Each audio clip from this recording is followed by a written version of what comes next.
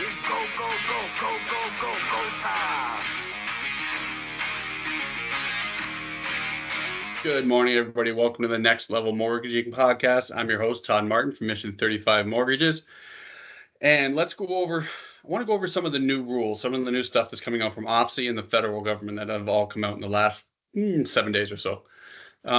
Firstly and foremost, OFSI came out with some new stress test rules. Last year, they came out with the rules that insured renewals, I should say, no longer had to stress test and no longer to stress test if they switched. There was some competitive balance questions from the banks out there and from some of the lenders saying that that's not fair. They should be able to compete. Uninsured mortgages should be able to do this as well, and they have changed that. So as of sometime in November, they don't have an exact date yet, at least not that I've seen. You can now do an insured switch to another bank. So you want to go from TD to Scotiabank. Scotiabank has a better rate, whatever it is. You want to go from TD to Scotiabank on a switch at renewal time. You can do this as long as everything stays the same. So if you're at 18 years on your amortization, you leave it at 18 years. If you're at 30 years, you leave it at 30 years, right? If you have $350,000 left on your mortgage, that's it. It's all you take over. Anything else, anything changes, becomes refinance. If you want to take out $50,000 for a renovation, if you want to take out $200,000 to buy an investment property, then it's refinance, right? If you want to re-am from 18 to 25, if you want to am from 25 to 30, it becomes refinance. That's a whole nother problem, right? But if it's straight switch, you're taking everything you have exactly as it is and take it from this bank to this bank because it's got a better rate, you can do that with zero stress tests. So that means you no longer have to add that 2% on top, just straight at the rate. Good thing out there. It's nice to see that there's some nice competitive balance out there for some of the banks. Now, some of the changes the federal government made last week that are coming in effect December of this year, December 15th of this year. These are some game-changing moments here. First and foremost, any first-time home buyer, anybody out there that's never owned a home that's looking to buy their first home, insured purchases, you can now amortize your mortgage for 30 years. This is the first time you've been able to do this. Earlier this year, they made a rule that any first-time home buyer buying a new build could do this. Now it's any first-time home buyer and any new construction build. So they split them. So now you're going either way. If you're buying a new build, you can go 30-year. If you're a new first-time home buyer, you can go 30-year. This is designed to stimulate the economy of home building. Get more people building homes, get more first-time home buyers into homes. So let's do a little bit of math on this and see how things could change for you. So say you take out a $750,000 purchase, right? It's going to cost you, say you put 10% down, $750,000. The insurance, roughly $26,000, making a total mortgage of $696,000 and a monthly payment of $3,825,000 at an interest rate of 4.49%.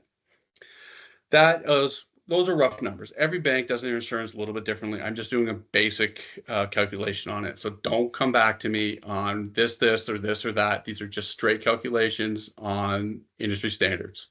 Okay. Now, if you take that and re-am it out to 30 years, $750,000, still $75,000 down, still $21,000 in insurance, still a $696,000 mortgage. But your payment now drops from $3,825 a month to $3,522 a month. Now, does not sound like it's that big a deal overall, right? It's $300 a month. But what does it work out overall? That means over 12-month term, you're saving $1,500 a year. That's a big deal. Over 5 years, you're saving $18,180.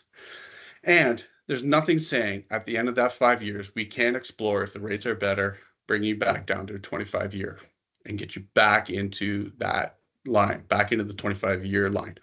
So those are some pretty big numbers out there. You're saving almost $20,000 on a $750,000 purchase with 10% down over 5 years. That can make a big difference for a lot of people over 5 years. The other change made was the raising of the cap for insured purchases. So for anybody that doesn't know, an insured purchase is anything at this point, anything under $1 million, and the minimum you can put down is 5% up to $500,000, and then 10% for everything above $500,000. New rules state the cap is insured purchase is anything under $1.5 million with the same rules. Everything everything up to $500,000 is a minimum of 5%. Everything up to 1.5, between 500 and 1.5 is 10%. So pretty simple example, pretty simple math on this. You have a $1.2 million purchase. The old rules, you had to put 20% down. That means $240,000 down on the purchase, right? Now, and that is, that is $5,468 a month at roughly that's 4.74%. Now you can do $1.2 million purchase with the minimum down payment becomes $95,000. So that means $25,000 for the first $500,000 and then $70,000 for the next $700,000, giving you $95,000. Now the difference is you have to pay $6,316 a month. Now, what happens though when you take those differences and you take them out over a 5-year mortgage? So you're saving on that down payment $145,000 of cash on a down payment. If you can handle the $6,000 a month payment for 5 years, how much do you save over the long run? The answer is yes.